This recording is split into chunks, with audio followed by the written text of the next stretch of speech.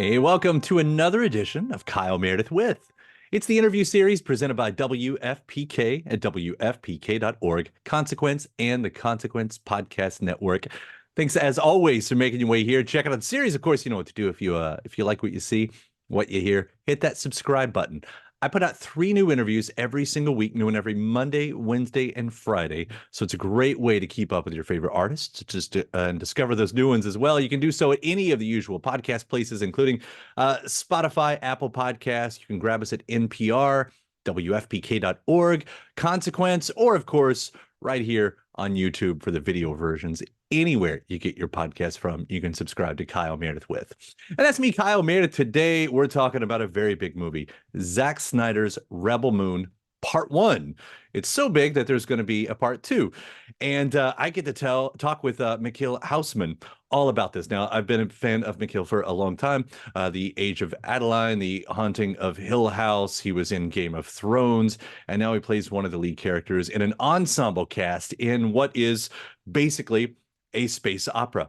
Now, it is because Zack, as the legend has it anyway, Zack originally sort of had this concept that was pitched as a Star Wars movie.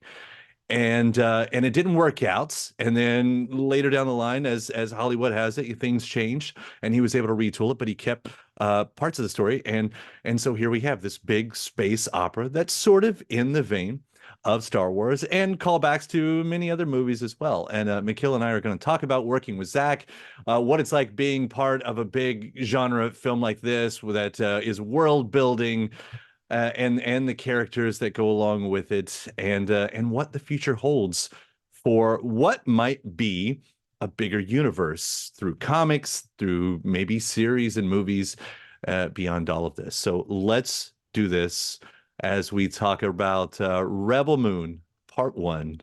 It's Kyle Meredith with Michiel Huisman. Hi, Kyle. How are you? I'm great. It's a pleasure to meet you. Been watching for a long time. Actually, I'll actually likewise. It's a nice moment also for me because this is the final interview after 2 weeks of promoting Rebel Moon. I'm number last. Yeah. So I'm curious to hear what you got from me.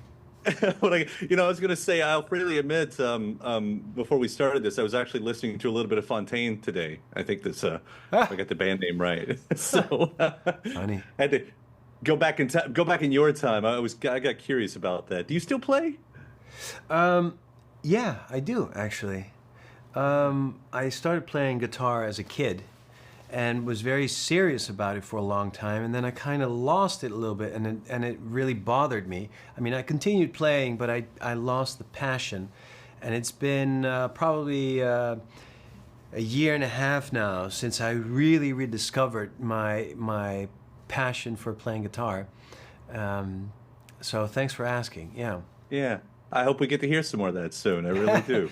Yeah, I really do. Who knows? Well, let me jump in on this with Rebel Moon. What an epic that you all are a part of this time. Absolutely. The space odyssey that it is. And it also feels like a period piece in sometimes. I mean, there's so much going on, in world building as it is. I agree. Does the genre, does that add something to how you enter it as an actor? Well, maybe not so much, because you, at the end of the day, try to ground your character as much as you can, and but it being a space opera, as I've heard people call it, you are aware that this is going to be an epic story, that characters are going to be larger than life in a way, and so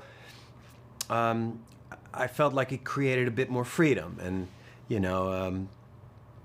we might get away with exaggerating some things, or some heroism in ways that you wouldn't be able to do in a different genre, is what I'm trying to say. Right. So who is this guy deep down? Because there are moments I laugh. There's a moment. I think it's when you're meeting the I think the brother sister, and you do this little wave, and I was like, he's almost dopey sometimes. Like not really sure if he's in over his head. Like how do you see this guy? Yeah, I agree with you. I also liked this character because I thought that it's it could even be funny at times, you know? Especially when you think of, for example, the Wave, when he meets the Blood Axes for the first time, or when he sees them again, or, you know, how naive he is when he steps into the bar with Korra for the first time. But really, I think he is a really good man who deeply cares for his community, who feels a really strong connection to Korra. He makes a grave mistake that puts his entire community at peril, and he's forced to undertake something that probably under normal circumstances he would never have dared to do. But this is like, I don't think he could live with himself if he doesn't try to find redemption in some way or form. Yeah. It's interesting when you talk about how much he loves this community, because I think there's a natural cynical part of us, at least for me. I'll speak for myself. When you go into a movie like this and you don't know who to trust, you always think like, oh, he can't be that earnest, right? Like, yeah, something's gonna go wrong, and you just don't know. And he might be that earnest. Yeah. And I wouldn't even know it. He might be. Yeah. Yeah. I mean, I don't want to spoil it for people. No, he might be, right. But I mean, I played him believing that he is that earnest. You know? Yeah. He really is also, a guy that carries his heart in his sleeve. Right. And I'll also you know, say he's got great hair for a farmer. He has great hair for a farmer. Great outfits, you know. Yeah, but obviously it is such a spectacular film, and every shot is it's a little picture, you know. It's something that is very carefully crafted and put together by Zack, and often over years and years. I mean, I think he started making sketches for Rebel Moon 20, 30 years ago. But one of the things that I really admired during the process of filming Rebel Moon is that I could tell that Zack was so comfortable with making this film and so felt like he understood these worlds, that it was not like we were just recreating these images that he has had in his mind for such a long time. It was really a process still on set of finding the right angle, and seeing him do that and being so comfortable with that was very inspiring. Yeah, that's sort of one of the big curiosities, right? Because when you've got someone who's the writer, director, and cinematographer, who is known for a style, how different is it, you know, in front of the camera? Like, how much of what he does for what he's known for actually changes your job? Well, I think that what we do in front of the camera, it sort of bounces off of whatever the camera does. You know, you always feel what the camera is doing. And I remember thinking with, on this shoot, and I have to say also, by the way, to add to the list of things that Zack was doing, he was also operating the camera. So he was often actually right there with you. And I remember having moments of thinking, wow, okay, I didn't expect the camera to be right there for this moment. And then thinking like, oh, that must look really cool. And then try and ignore it and then just do my thing, you know? Yeah. And for as many worlds as you all cycle through, whether or not that's real sets or green screen, I know that probably varies from time to time, but you get in so much story, even in this 2 hours, so little time. Like when you're talking about working, is it a fast paced, like, you have to make your mark, right? Like you have to make it feels like to me you would have to make an impression so much quicker than you might otherwise in a different kind of story.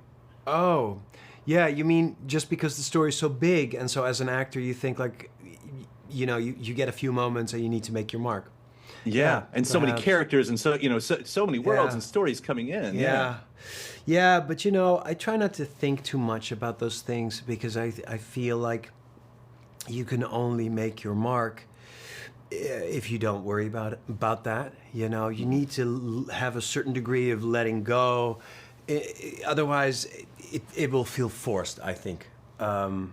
So, I kind of felt like my character, even though he's very different from the rest of the ensemble, and he makes a couple of choices. He does a few things that will inevitably leave their mark on the story. So, I just felt like the only thing I can do is just trust the story and the director, and then, obviously, then you have to wait and see the final edit, and then you're wondering, am I still in it?